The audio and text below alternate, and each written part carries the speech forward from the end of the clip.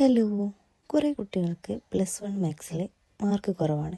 കാരണം മാത്സ് ബുദ്ധിമുട്ടായത് കൊണ്ടല്ല, അവർക്കതിൻ്റെ ബേസിക്സ് കുറവായതുകൊണ്ടാണ്. ഈ വീഡിയോയിൽ ഞാൻ 0-ൽ നിന്നും വളരെ സിമ്പിൾ വേയിലാണ് ഓരോ കാര്യങ്ങളും പറഞ്ഞു തരുന്നത്. ഒരിക്കലും നിങ്ങൾ കൺഫ്യൂസ്ഡ് ആയി പോവുകയില്ല. So hello everyone, welcome to math craft. നിങ്ങൾ +1 പഠിക്കുന്ന ഒരു വിദ്യാർത്ഥിയാണ്, ബോർഡ് എക്സാമിന് വേണ്ടി തയ്യാറെടുക്കുന്ന ആളാണെങ്കിൽ നിങ്ങൾക്ക് ഈ വീഡിയോ വളരെ ഇമ്പോർട്ടൻ്റ് ആണ്. ഫസ്റ്റായിട്ട് നമുക്ക് ഈ വീഡിയോയിൽ പറയുന്നത് വാട്ട് എ സെറ്റ് എന്താണെന്നും ടൈപ്സ് ഓഫ് സെറ്റും ഹൗ ടു റെപ്രസെൻറ്റ് സെറ്റ് എന്നുള്ളതും കോമൺ മിസ്റ്റേക്സ് സ്റ്റുഡൻസ് മേക്സ്, ഇതാണ് ഈ വീഡിയോയിൽ പറയാൻ പോകുന്നത്. ആദ്യമായിട്ട് സെറ്റ് എന്നാൽ എന്താണെന്ന് നമുക്ക് പറയാം. A set is A well defined collection of objects. അതായത് ഒരു ഒബ്ജക്ട്സിൻ്റെ വെൽ ഡിഫൈൻഡ് ആയിട്ടുള്ള ഒബ്ജക്ട്സിൻ്റെ കളക്ഷനെയാണ് സെറ്റ് എന്ന് പറയുന്നത്. ഇതിൽ വെൽ ഡിഫൈൻഡ് എന്ന് പറയുന്നത് വളരെ ഇമ്പോർട്ടൻ്റ് ആണ്. കാരണം അതിൽ അടങ്ങിയിരിക്കുന്ന സാധനങ്ങൾ എന്തൊക്കെയാണെന്ന് ശരിക്കും മനസ്സിലാവും. അതിനൊരു ഉദാഹരണം, the collection of all even numbers less 10 ഒരു സെറ്റാണ്. Is A set. ഒരു എക്സാമ്പിളാണ്, 10 താഴെയുള്ള എല്ലാ ഈവൻ നമ്പേഴ്സും ഒരു സെറ്റാണ്. അതായത് A = സെറ്റ് 2, 4, 6, 8. ഓക്കെ, പക്ഷേ സെറ്റ് അല്ലാത്തത് കൊണ്ട് അതെങ്ങനെ ഡിഫൈൻ ചെയ്യുക? The collection of all good students in a class. ഒരു ക്ലാസ്സിലെ നല്ല കുട്ടികളുടെ ഇതെന്ന് പറയുന്നത് ഒരു സെറ്റല്ല. Okay, not a set. കാരണം ഗുഡ് എന്ന് പറയുന്നത് ഒരു ക്ലിയർലി ഡിഫൈൻ ചെയ്തിരിക്കുന്ന ഒന്നല്ല. Okay, set can be represented in 2 ways. സെറ്റിനെ നമുക്ക് 2 രീതിയിൽ എന്ത് ചെയ്യാം? റെപ്രസെൻ്റ് ചെയ്യാം. അതിനെ എഴുതുന്ന 2 രൂപം. സോ ഒന്നാമത്തതാണ് റോസ്റ്റർ ഫോം, രണ്ടാമത്തെ ഫോമാണ് സെറ്റ് ബിൽഡർ ഫോം. 2 രൂപത്തിൽ സെറ്റിനെ എഴുതാം. ഒന്ന് റോസ്റ്റർ ഫോം, രണ്ടാമത്തത് സെറ്റ് ബിൽഡർ ഫോം. സോ നമുക്ക് ആദ്യമായിട്ട് റോസ്റ്റർ ഫോം എന്താണെന്ന് പറയാം. സോ റോസ്റ്റർ ഫോം എന്താണെന്ന് നിങ്ങൾക്കറിയാമോ? സോ റോസ്റ്റർ ഫോം എന്ന് പറഞ്ഞാൽ we list all elements inside curly bracket. Curly ബ്രാക്കറ്റിൻ്റെ ഉള്ളിലായിട്ട് നമ്മൾ എലമെൻറ്റ്സിനെ ലിസ്റ്റ് ചെയ്യുകയാണെങ്കിൽ അതിനാണ് റോസ്റ്റർ ഫോം എന്ന് പറയുന്നത്. സോ നമുക്കൊരു ഉദാഹരണമായിട്ട് എങ്ങനെ എഴുതാം? A = സെറ്റ് 1, 2, 3, അല്ലെങ്കിൽ വേണ്ട, നമുക്ക് മറ്റൊരു ഫോമിലാക്കിയിട്ട് എഴുതാം. Set A = set 1, 3, 5, 7, 9. ഇങ്ങനെയൊരു സെറ്റാക്കിയിട്ട് എഴുതാം. ഓക്കെ, രണ്ടാമത്തെ ഫോമാണ് എന്ത്? Set builder form. സോ നമുക്ക് ഈ സെറ്റ് ബിൽഡർ ഫോം എന്ന് പറഞ്ഞാൽ എന്താണ്?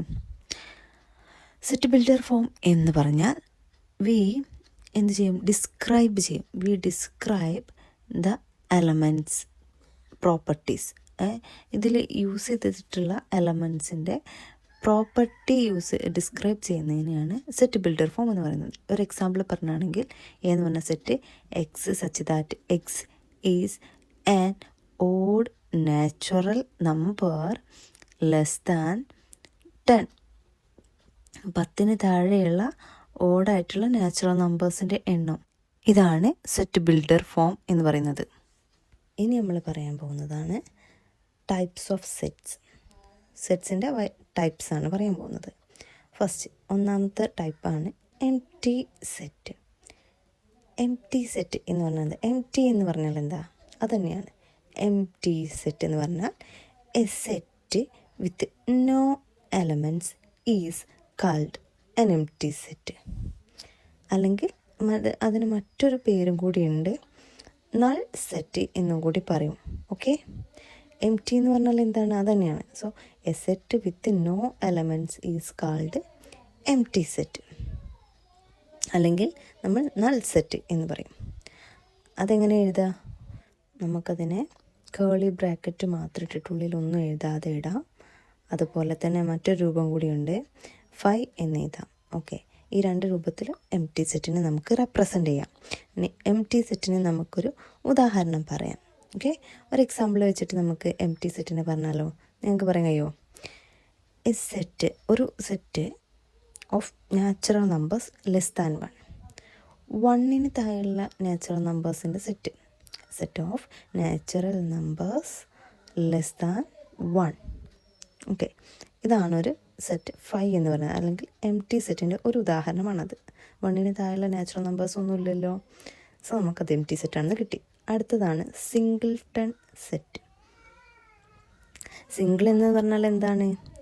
1 ആണ്. സോ അതുതന്നെയാണ് സിംഗിൾട്ടൺ സെറ്റ് എന്ന് പറഞ്ഞാൽ a set with exactly 1 element. Okay, exactly 1 element ആണ് എങ്കിൽ അതിന് നമുക്ക് സിംഗിൾട്ടൺ സെറ്റ് എന്ന് പറയാം.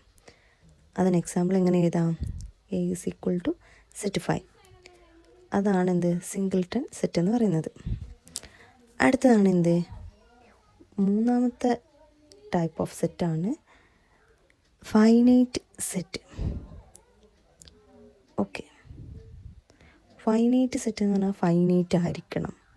ഫൈനൈറ്റ് എന്ന് പറഞ്ഞാൽ എന്താ നിങ്ങൾക്കറിയാലോ? സോ അതായിരിക്കണം A set with limited number of elements. Limited number of elements ആണ് എങ്കിൽ നമുക്കതിനെ എന്ത് പറയാം? ഫൈനൈറ്റ് സെറ്റ് എന്ന് പറയാം. ലിമിറ്റഡ് നമ്പർ ആയിരിക്കണം, ഒരുപാട് നമ്പർ ഉണ്ടാകാൻ പാടില്ല. എക്സാമ്പിളാണ് set A is equal to set 1 2 3 4. അടുത്ത ഒരു ടൈപ്പ് ഓഫ് സെറ്റാണ് നമ്മൾ പറയാൻ പോകുന്നത്. ഫൈനൈറ്റ് ആകുമ്പോൾ അടുത്തത് നമുക്ക് ഇൻഫൈനൈറ്റ് ആയിരിക്കും. So infinite set. So infinite set എന്ന് പറഞ്ഞാൽ എന്തായിരിക്കും? അപ്പം മറ്റത് ലിമിറ്റഡ് ആണെങ്കിൽ ഇത് എ സെറ്റ് വിത്ത് എന്തായിരിക്കും? അൺലിമിറ്റഡ് എലമെൻറ്റ്സ് ആയിരിക്കും. അൺലിമിറ്റഡ് നമ്പർ ഓഫ് എലമെൻറ്റ്സ് ആയിരിക്കും. ഓക്കെ, അങ്ങനെയാണെങ്കിൽ അതിനെന്ത് പറയാം? ഇൻഫൈനൈറ്റ് സെറ്റ് എന്ന് പറയാം. അതിനൊരു ഉദാഹരണം പറയുകയാണെങ്കിൽ N is equal to set 1 2 3 etcetera എന്ന് പോവും.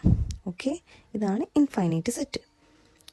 ഇനി 2 സിമ്പിൾസ് കുട്ടികൾക്ക് പലപ്പോഴും തെറ്റിപ്പോവാറുണ്ട്. അതിലൊന്നാണ് ഇപ്പോൾ എഴുതിയിരിക്കുന്നത്. ഇതാണ് ബിലോങ്സ് ടു എന്ന് പറയുന്നത്. സോ അതിനൊരു ഉദാഹരണം പറയുകയാണെങ്കിൽ 2 ബിലോങ്സ് ടു എ എന്ന് പറഞ്ഞാൽ നമുക്കതിനെങ്ങനെ എന്താണ് പറയുക? 2 ഈസ് ആൻ എലമെൻറ്റ് ഓഫ് എന്താണ്? എയിലെ ഒരു എലമെൻ്റ് ആണ് 2 എന്നുള്ളതാണ് ഈ ചിഹ്നം കൊണ്ട് ഉദ്ദേശിച്ചിരിക്കുന്നത് കേട്ടോ, ഒരിക്കലും മറക്കരുത്. ഇനി അടുത്തൊരു ചിഹ്നമാണ് എന്ത് പറയുന്നത്? ഇത്. സോ ഇതെന്ന് പറഞ്ഞാൽ എന്താണ്? ഇത് സബ്സെറ്റ് ഓഫ് എന്നുള്ളതാണ്. അതിന് ഒരു ഉദാഹരണം പറയുകയാണെങ്കിൽ എ സബ്സെറ്റ് ഓഫ് ബി. ഇതെന്ന് പറഞ്ഞാൽ എന്താണ്? A is A subset of B. Subset എന്താണെന്ന് അടുത്ത ക്ലാസ്സിൽ പറയും. പക്ഷേ ഞാൻ ഈ ചിഹ്നം മാത്രം നിങ്ങൾക്ക് മനസ്സിലാവാൻ വേണ്ടി പറഞ്ഞതാണ് കേട്ടോ. ഇനി നിങ്ങൾക്കൊരു ക്വസ്റ്റ്യനാണ്. ഇത് നിങ്ങൾ പോസ് ചെയ്തതിന് ശേഷം എന്ത് ചെയ്യണം? ഇതിൻ്റെ ആൻസർ നിങ്ങൾ കമൻറ്റ് ബോക്സിൽ കമൻറ്റ് ചെയ്യണം. Okay, is the collection of all tall students in a class is A set. ഒരു സെറ്റാണോ എന്നുള്ളതാണ് ചോദ്യം. ഇതിൻ്റെ ആൻസർ എന്ത് ചെയ്യണം? നിങ്ങൾ കമൻറ്റ് ബോക്സിൽ ഇടണം. ഓക്കെ ആണല്ലോ? അപ്പോൾ ഈ വീഡിയോയിൽ നിങ്ങൾ എന്തൊക്കെ പഠിച്ചു?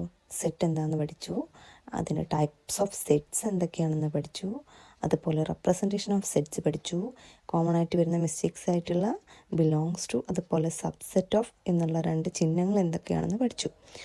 ഓക്കെ, ഈ വീഡിയോ നിങ്ങൾക്ക് മനസ്സിലായിട്ടുണ്ട് എങ്കിൽ അടുത്ത വീഡിയോയിൽ നമ്മൾ എന്തൊക്കെയാണ് പറയാൻ പോകുന്നത്? സബ്സെറ്റും പവർ സെറ്റും ഒക്കെ പറയാൻ പോകുന്നുണ്ട്. അതൊക്കെ എക്സാമിന് വളരെ ഇമ്പോർട്ടൻ്റ് ആക്കപ്പെട്ടിട്ടുള്ള ഒരു കാര്യങ്ങളാണ്. നിങ്ങൾക്ക് ഈ വീഡിയോ ഹെൽപ്ഫുള്ളായിട്ടുണ്ട് എങ്കിൽ നിങ്ങളുടെ സംശയങ്ങൾ കമൻറ്റ് ബോക്സിൽ ചോദിച്ചോളൂ. ഞാൻ എത്രയും പെട്ടെന്ന് ഉത്തരങ്ങൾ നൽകുന്നതാണ്. Okay, thank you.